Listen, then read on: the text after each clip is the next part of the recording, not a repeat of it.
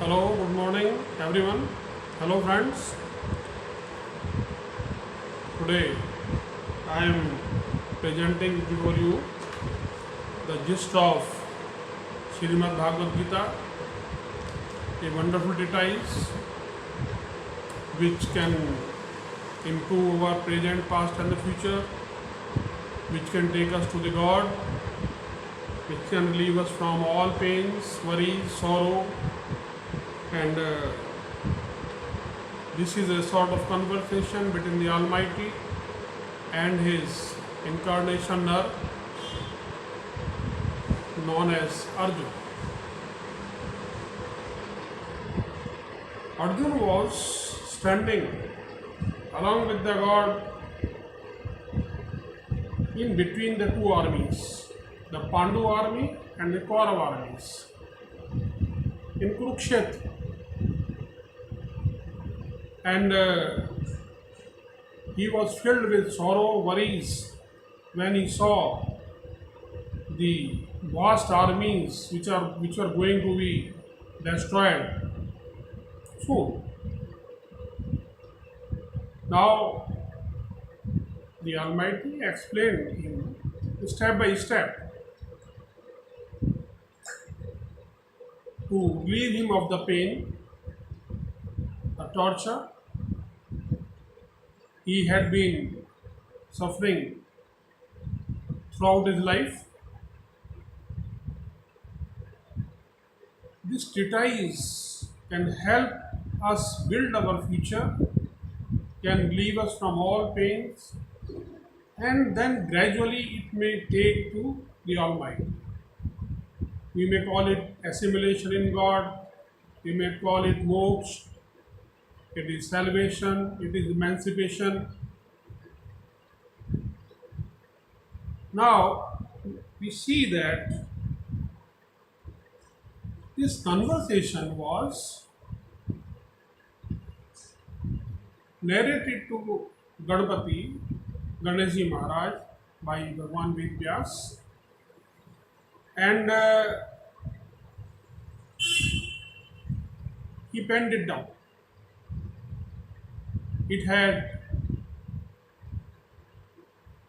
It's a part of Mahabharata, a voluminous book having 6 lakh shlokas, but we have only 1 lakh shlokas available to us. Mahabharata as a book on history is a marvelous book on administration. It opens our eyes, it opens our mind, it opens our heart. The war, the battle between the two segments of society, Kauravas and Pandavas, took place in Kurukshetra in India. The conversation between the Almighty and Arjun was heard by Sanjay as well, who in turn narrated it to Dhritarashtra, the real villain. Though blind, he wanted to retain power, the kingdom. He was not qualified for that. He brought up his son Duryodhan right from the very beginning to become a villain. While Pandavas were virtuous people, Kauravas were villains. As we know, the Almighty descended over the earth as Sri Krishna,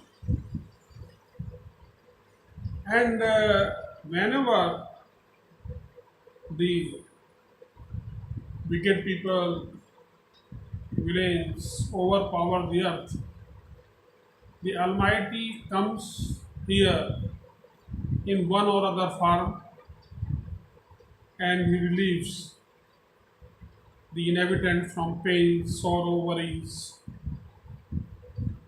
This war of Mahabharata took place around 5,000 years ago, and 80% of the male population in billions was killed.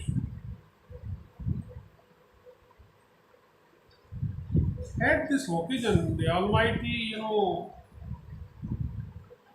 came to one of his most gigantic forms.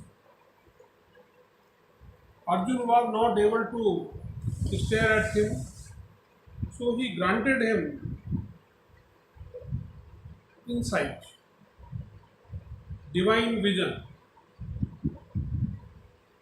Bhagwan Vedvyas did have this, and in turn, Bhagwan Vedvyas granted divine vision to Sanjay as well. As we know, Almighty is this gigantic form was seen by the army, by the generals, by the commanders, but their wickedness remained. Their minds did not change, their hearts did not change. And here, Almighty told Arjuna that anyone who has taken birth is bound to die. It's a part of nature. Air, water, energy, soil, fire. The body is composed of all these things. After burning, just 1 kilogram of ash is left behind. What happens to the soul? Soul is a component of the earth. It will never die. It cannot be cut. It cannot be fragmented. Just like a smaller piece of magnet, a drop of water, it is a component of the God. We see the ocean full of water, there are rivers, ponds, lakes, they all have water. But we have water at home as well, in vegetables and fruits, all eatables, drinks. Just like the molecule of water, in 1 gram, 1.08 into 10 to the power 23 particles of water are there. So we are the smallest entity. The organism is a unit of the Almighty, we can say the smallest unit, which cannot be divided further. After our death, we will rejoin. But when? Only after passing through 8,40,000 species, and only when we become pure, we attain salvation. We are freed from further incarnations, rebirths. Till we are alive, we will interact with others, with the environment, with the nature. There are millions of characteristics present around us. We interact with them. Basically, they are of three forms: sattvic, virtuous, righteous, pious, honest. Then manly, rajasic. We have all sort of desires, addictions, bonds. We want to have huge empire, riches, and it keeps us tied with the earth. The third one is tamsi, evil, wicked deeds. The villain is bound to go to the hells and suffer. The virtuous is always making efforts to assimilate in the God. He attend meetings where we have philosophers, saints, religious people, and they all are turn our mind. They divert us to the God. And soul has to be purified. You see the air when it moves through a drain, it acquires the foul smell. It acquires the smell of the scents, the flowers, the vegetables, meat, and all that, and the polluted air. But once the air is allowed to stay for some time, all these particles, impurities start moving away, and our soul is purified. A good virtuous company purifies the soul, and we slowly and gradually start moving to the God. Now, we know we had infinite carnations earlier, and so did the Almighty. The God who appeared over the earth infinite number of times.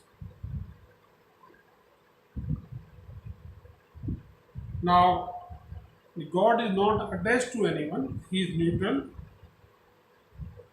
All characteristics arises out of Him. Interact, we interact with these characteristics according to our mental makeup, our thinking, our ideas, and the people around us.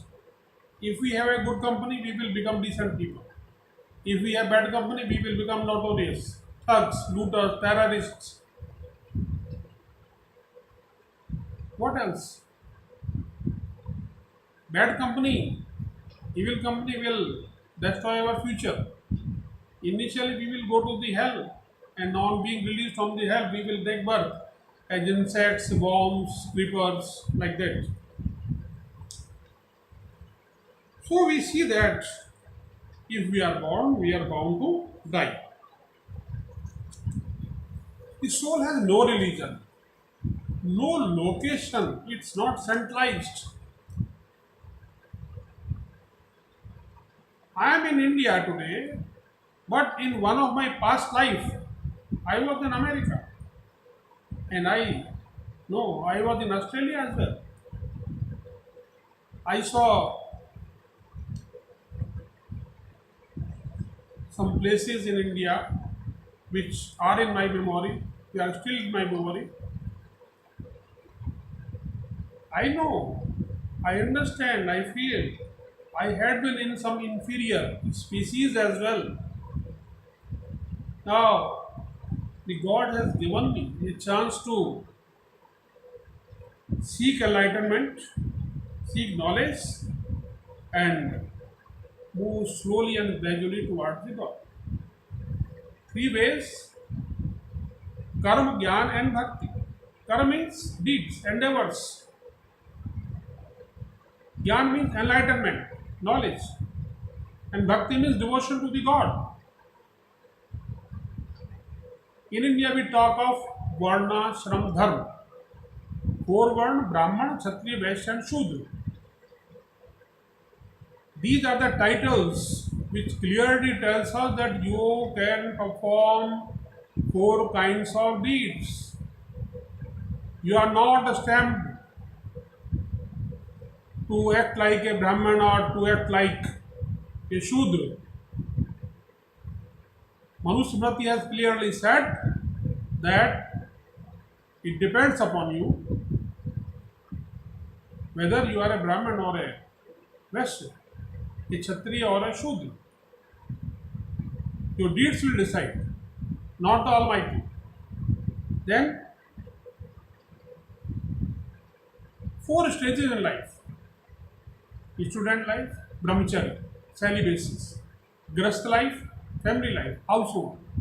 Vanprasth, we will hand over all our duties over to the son. And then sannyas. After these 75 years, we will wander from one place to another place. We will not stay at a single place. We will remember the God. We will, perform asceticism, havan, yoga, tap. All that we have to do. We have to purify our mind. We have to become yogi. And we know that a yogi is able to see the past, present, and the future. He becomes Trikaldarshi, one who can see beyond the boundaries of time. We should not be violent. We should pardon. We should be kind-hearted. We should do social justice. We should do social service. We should glorify our inner self and the body as well. We should be kind. But if someone is trying to kill you, you have to retaliate. Ahimsa does not mean that you are being attacked and you are not retaliating. You have to. Someone is entering your house and you are not, stopping him. He is willing to snatch our belongings, our children. We must fight. We must rise. Look at the Afghans. Poor people. Many terrorist organizations. Haqqani, ISI of Pakistan, IS, Taliban. The poor people are suffering. We must stand and fight. Unity is strength. The God is always with us. You surrendered within few days. Look at the Indians. They fought the Bhutals for 200 years. Then the invaders for next 200 years. Ultimately, they got freedom. And now after 1947, till today, they are fighting the villains in the form of notorious politicians. Many of them are sitting in the assembly, the parliament. We must rise. Now, we should have equanimity, समता, समानता. हमको मनुष्य में, पशु में, सब में परमात्मा दिखना चाहिए. We must find the God in the animals, the humans, the birds, and the trees. In fact, He is. The God is unattached. So we should be unattached. We should not have any type of sensuality, passions. We should prefer isolation. When we are ready for asceticism, we must be spiritual. Unless we are spiritual, how can we identify our own spirit? Our spirit is a component of the God. When I say Namaste to you, I am praying to the God with my folded hands. I am, prostrating before Him, not the human being. In India, when we perform prayers, havan, yajna, we touch the feet of the priest. And if this poor fellow think that I am touching his feet, then he is wrong. I am touching the feet of the God. I am sitting in front of a statue. I am touching it. I am, raising a plate having a lamp, essences, Gangajal, Tulsi, etc., etc. It's not for the statue, it's for the God. He says that I am present in each and every particle. I am present in each and every organism. This is what Gita says. When I say isolation, it means we can go to the top of a mountain where no one is ready to disturb us. We can go to a forest. We can go to the caves. There no one is going to interfere or disturb us. So I find I have tried to reveal the gist of Bhagavad Gita, Srimad Bhagavad Gita. It is a wonderful book. If you want to read whole of it, you can connect to my blog santoshkipathshala.blogspot.com or hindutv.wordpress.com. Go on reading it. Initially, you will find it difficult to understand, but don't lose heart. Have some, patience, like me. Slowly and gradually, you will start understanding the gospel, the words of the God. For whom did He say all that? For us, to improve our lives, to improve us, to purify our soul. And we can do this while performing dharma, earth, calm and moksha. Dharma means duty, not a religion. In India, we normally call it Sanatan Dharma. Sanatan is eternal, no end, no beginning, no between. It is, it was there, it will be there. This is, we have to perform our duty, not the wicked ones. If a smuggler employs us and we work for him, even though we are very sincere, we murder for him, we will be guilty and we deserve to be punished. Earth means earning money. Without money, you cannot survive in the society. Kam stands for working, deeds, and Kam stands for sex as well. The scripture says that sex once in a month only when the woman is needing it.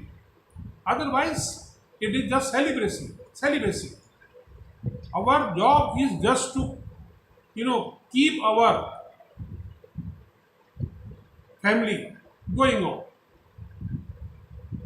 That is the sole motto. 1 or 2 children enough. Why do you have dozens? 4 wives, 48 children? No fun. And one of them turns into a terrorist. He is promised that he will get 72 nymphs. Apsara, beautiful woman in the heaven. A murderer can never rise to the heaven. His only place is the hell. And those who are virtuous, pious, honest, pure, soft spoken, but bold, determined, they must meet the Lord. Be brave and get ready for the next step. We should worship the God and we should pray to the God. I thank you very much for listening to me. You are very kind to me. I pray to God to give you salvation, to grant you success in life. And thank you very much again. We shall meet next time. Again, thank you very much.